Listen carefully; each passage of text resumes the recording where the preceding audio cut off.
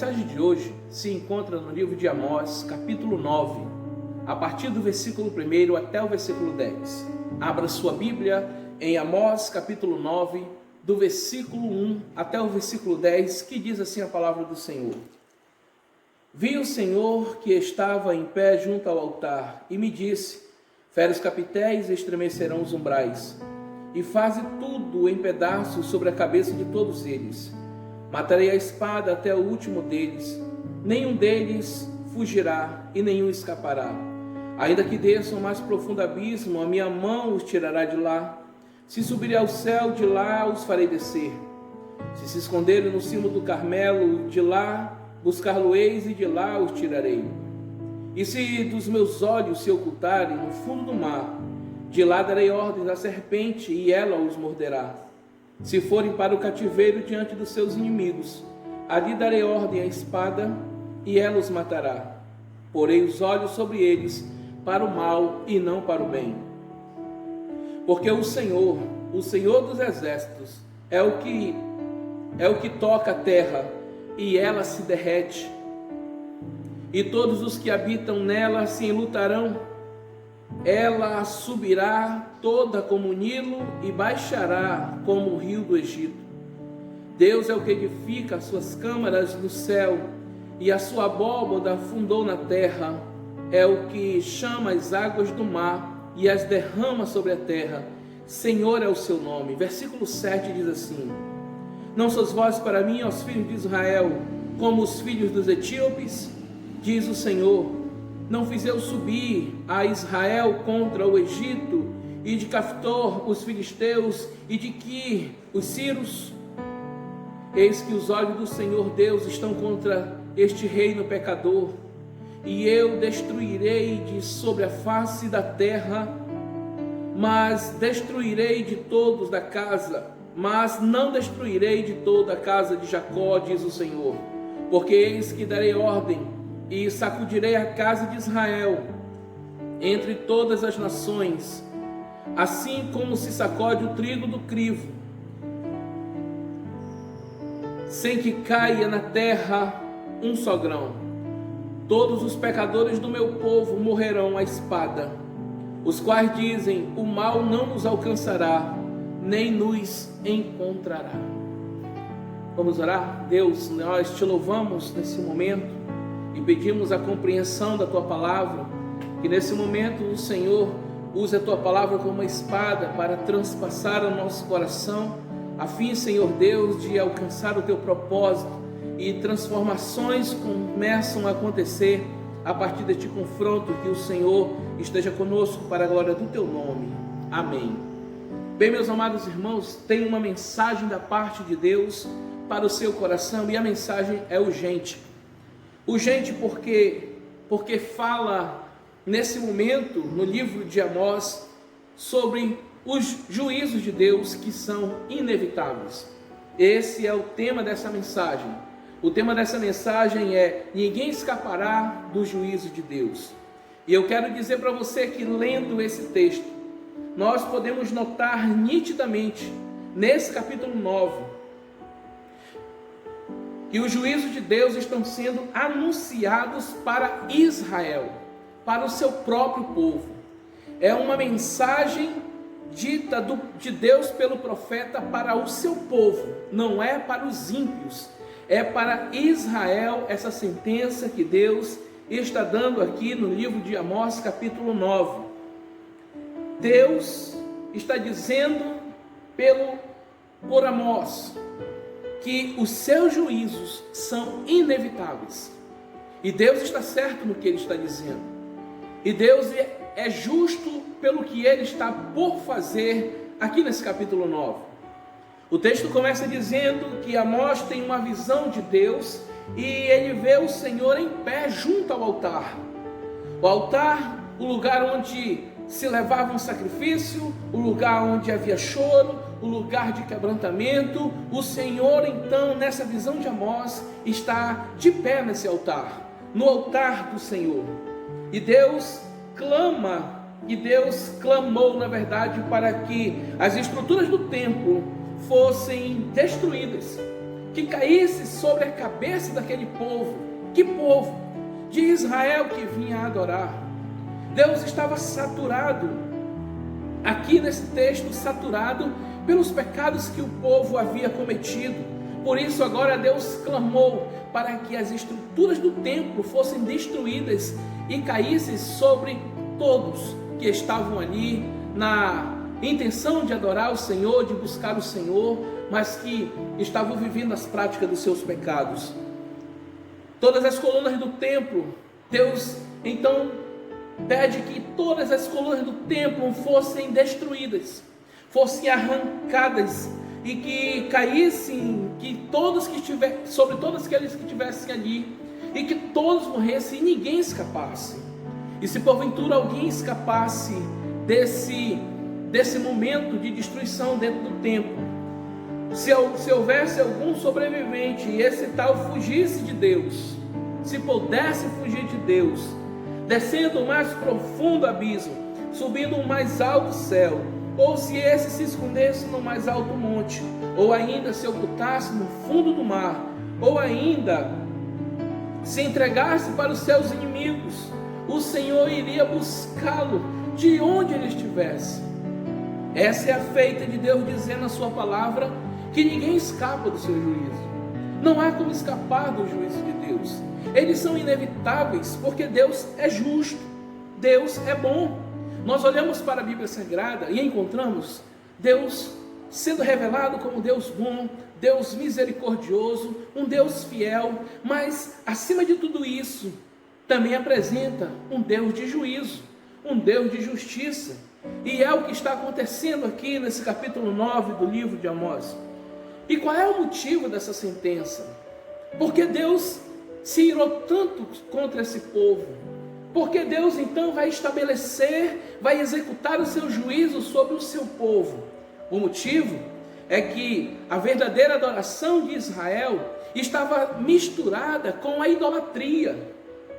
Porque eles buscavam e ofereciam a Deus os seus sacrifícios da mesma forma que faziam com seus deuses, com seus ídolos.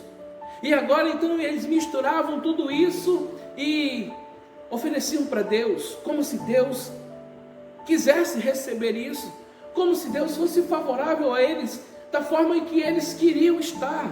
Eles queriam estar como bem quisessem na presença de Deus. E Deus, Ele já estabeleceu o modelo de adoração, e Israel havia se esquecido, buscando então adorar outros deuses, buscaram colocar isso diante do Deus verdadeiro, e Deus não se agradou dessas coisas. Os seus sacrifícios eram sacrifícios vãos, eram sacrifícios de tolos, e tudo isso levava a vários tipos de injustiça e de violência, coisa essa que Deus não queria, que Deus não havia estabelecido.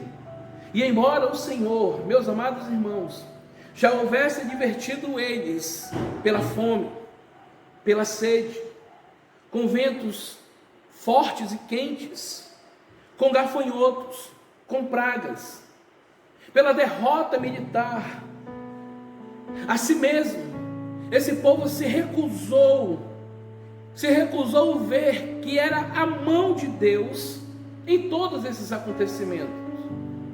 Parece muito com muitos dos nossos dias, que colocam a culpa no diabo, colocam a culpa no homem, colocam a culpa em todo mundo, mas não conseguem ver que Deus está agindo na terra, que Deus está manifestando a sua glória, mas também está manifestando o seu poder dentro do juízo. E as pessoas agora estão olhando, não porque é culpa de fulano, é culpa de ciclano, a culpa é do diabo. Mas eu quero que você olhe para o versículo 5 comigo desse texto. Olha o que é que diz o versículo 5.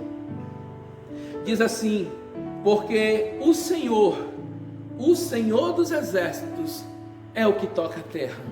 Ou seja, é Deus que está manifestando a sua glória. Partindo do pressuposto, meus irmãos, de que nada acontece sem a permissão de Deus, de que todas as coisas estão dentro do conselho da sua vontade. Então eu preciso dizer para você nesse momento que quem está tocando a terra é o Senhor. Deus está sacudindo a sua videira, porque Deus está também nos nossos dias, trazendo para os nossos dias. Deus está também, meus amados irmãos, manifestando o seu juízo. As pessoas estão desesperadas, não sabem o que fazer, porque na verdade elas vêm vivendo um cristianismo vazio, um evangelho que é de si para si, um evangelho que não revela Jesus, um evangelho que não revela a cruz, um evangelho que não revela salvação, mas um evangelho que faz o homem olhar para ele, sentir vontade de crescer humanamente, de ser rico no âmbito terreno e de viver os prazeres da sua própria carne. Um evangelho que não os confronta dos seus pecados, um evangelho que não os leva a uma mudança de vida, a uma metanoia, a uma metamorfose. Por isso então Deus está indignado com o seu povo novamente. E é interessante nós pensarmos nisso, porque é Deus que está tocando a terra, como eu disse agora há pouco. E a terra, quando Deus toca a terra, ela se derrama, ela se derrete. E a terra é tomada pela tristeza do luto, porque muitos são atingidos. E esse povo aqui ainda diz assim: não, Deus, ainda que Deus executa tudo isso, o mal não vai acontecer com a gente, porque nós somos o povo dele. Mas observe, meus irmãos, que o juízo de Deus, ele começa dentro da própria casa. Ele começa com o seu povo. O seu povo que foi estabelecido por Deus para viver Deus e transparecer Deus, agora negligente, precisa de ser corrigido. E as pessoas não estão entendendo o que Deus está fazendo. Muito de nós não estamos entendendo, por isso estamos loucos, correndo para as praças, correndo para as esquinas, orando, jejuando, fazendo tudo isso, porque muitos ainda não entenderam qual é o propósito de Deus em permitir essa pandemia, em permitir tantas coisas acontecendo. Observa como o povo tem se comportado. É nesse momento que nós precisamos fazer uma reflexão da nossa vida cristã, de como nós estamos vivendo para Deus. E então nós conseguimos fazer uma pergunta que nós temos a resposta, e a pergunta é: por que, meu Deus, que o Senhor está fazendo isso? Olhando para nós, para o nosso comportamento, para os nossos testemunhos, olhando e reconhecendo o nosso pecado, nós vamos então entender que Deus está permitindo tudo isso acontecer, porque Ele está indignado com os nossos posicionamentos como cristão, como filhos dele. Olhando para essa sentença, meus irmãos, eu te convido a fazer uma leitura. Nós precisamos olhar para o acontecimento que estamos vivendo na terra e fazermos uma leitura no âmbito espiritual. Porque se nós olharmos de forma física, de forma humana, nós vamos colocar a culpa em todo mundo. Mas quando nós olhamos de forma espiritual, nós descobrimos que o culpado somos nós. Somos nós que negligimos, somos negligentes, que negligenciamos a obra do Senhor, que não temos levado uma vida de santidade, que temos colocado máscaras de santidade e vestido a capa de pecado, que temos nos entregado para nós mesmos, para a satisfação da nossa própria carne. E tudo isso trouxe para Israel o juízo de Deus. E tudo isso que estamos fazendo está também trazendo o juízo de Deus. Deus entrou em juízo com a terra. Vou repetir pela terceira vez: é Deus que está sacudindo a sua videira, e Ele sacode como se sacode o trigo no crivo, sem nenhum se perder. Todos serão tratados, todos somos tratados pelo Senhor.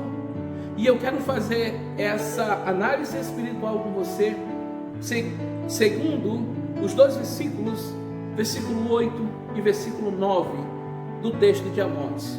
Observe comigo, versículo 8 e 9: eis que os olhos do Senhor estão contra este reino pecador, e eu destruirei de sobre a face da terra, mas não destruirei de todo a casa de Jacó, diz o Senhor. Porque eis que darei ordem e sacudirei a casa de Israel entre todas as nações, assim como se sacode o trigo no crivo, sem que caia na terra um só grão. Meus amados irmãos, Deus está sacudindo, Deus está agindo.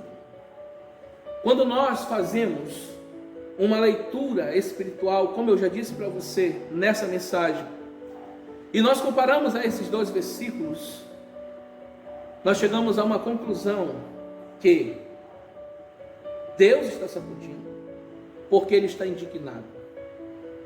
Indignado com os nossos pecados. Escute aí, existe uma grande diferença entre o pecador e o que vive na prática do pecado. O pecador, ele é alcançado por Jesus para uma nova vida, e ele tende a abandonar os seus pecados. Mas o que vive na prática do pecado, esse é rebelde diante de Deus, e ele se esconde atrás de uma capa espiritual, de uma máscara de santidade, e acha que congregar, e acha que por participar de alguma igreja ele está seguro, e começam a colocar então versículos isolados da Bíblia para se beneficiarem, como se aquilo fosse dar certo. Usam nesse momento a palavra de Deus como uma mandinga, como um amuleto, e Deus também não se agrada disso. E começo a citar o versículo 7 do Salmo 91, que diz: 1000 cairão ao teu lado, 10.000 ao teu direito, mas tu não serás atingido. E começam a colocar, a usar o texto de Gênesis capítulo 12, quando o Senhor manda dizer que o sangue nos umbrais da porta e da janela, a morte não alcançará, e começam a usar esses versículos como se estivessem seguros, e não estão seguros, porque na verdade, o que está trazendo, o que está causando todo esse juízo de Deus, é o pecado que o povo está cometendo, é o pecado que o povo está se entregando para Ele. Por isso, meus amados irmãos, antes de orar, para que Deus repreenda esse mal, e tem muitos com mãos levantadas dizendo: eu repreendo, eu não sei o que. Não, irmãos, calma, não é isso que Deus quer, não foi para isso que Deus estabeleceu, esse não é o propósito de Deus. O propósito de Deus é que o povo se quebrante, é que o povo abandone os seus pecados, é que vivam literalmente para Deus, que vivam uma vida de transformação, uma vida de santidade, uma vida de busca incessante, de leitura da palavra, que ame o Senhor, que ame a sua palavra, que ame a sua vinda, que ame o Cristo, que morreu por todos. Por isso, eu preciso dizer para você, que é Deus quem está agindo. Pare com esse negócio de, é o diabo, não, é porque são os chineses, não, é os holandeses, não, são esses, são aqueles. Não, irmão, não é isso. O que acontece é que o objetivo de Deus é fazer com que a casa de Israel se conserte, e o objetivo de Deus no nosso dia é fazer com que a igreja se conserte, porque a igreja precisa ser igreja.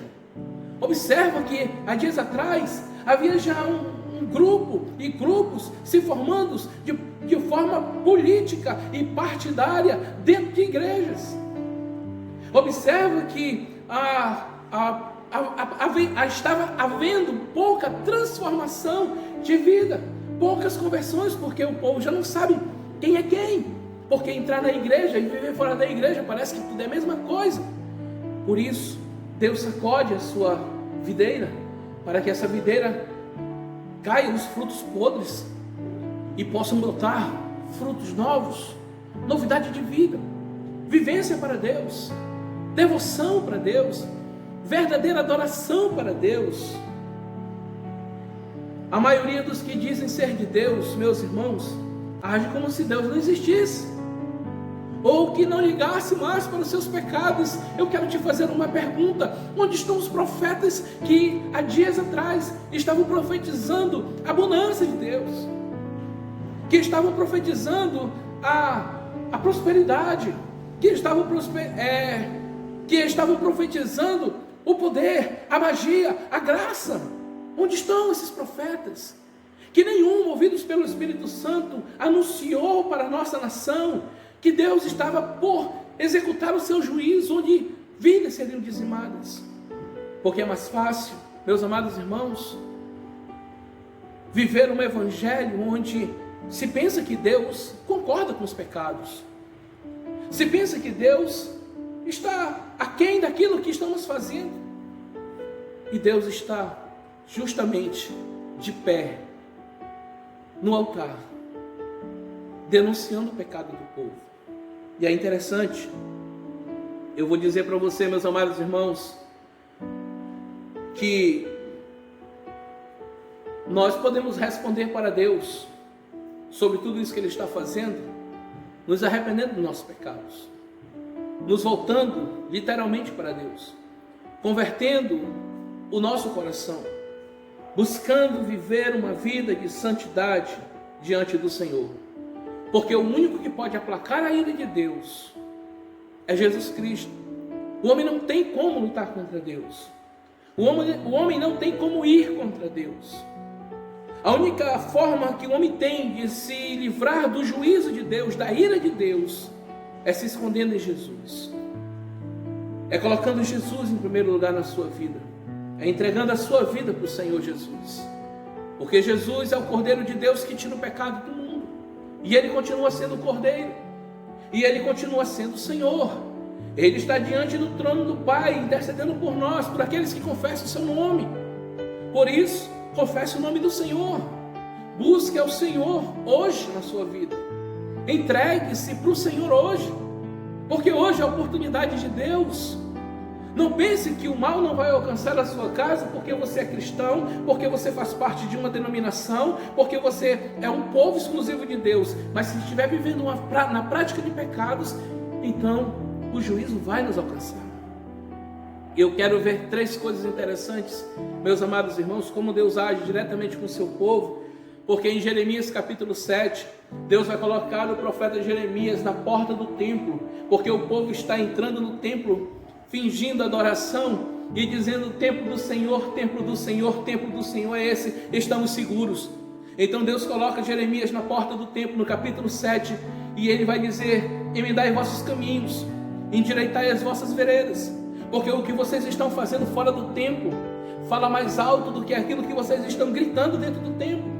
O povo entrava no templo como se fosse com um certo fingimento para adoração a Deus, e fora do templo faziam tudo errado, todo tipo de abominação e pecado, e entravam no templo como se estivessem sendo protegidos.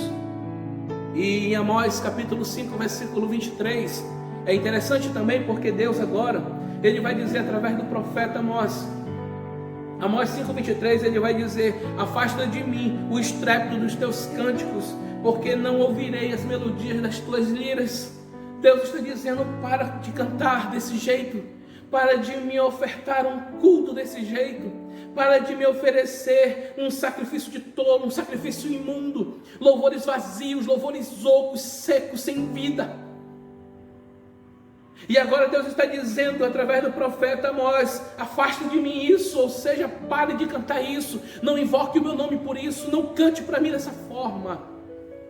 E ainda mais, no livro de Malaquias 1:10, o Senhor vai usar o profeta Malaquias no capítulo 1, versículo 10, para dizer: tomara houvesse entre vós quem fechasse as portas, para que não acendesse debalde fogo no meu altar. Deus está dizendo através da vida de Malaquias: é melhor que vocês fechem as portas do templo.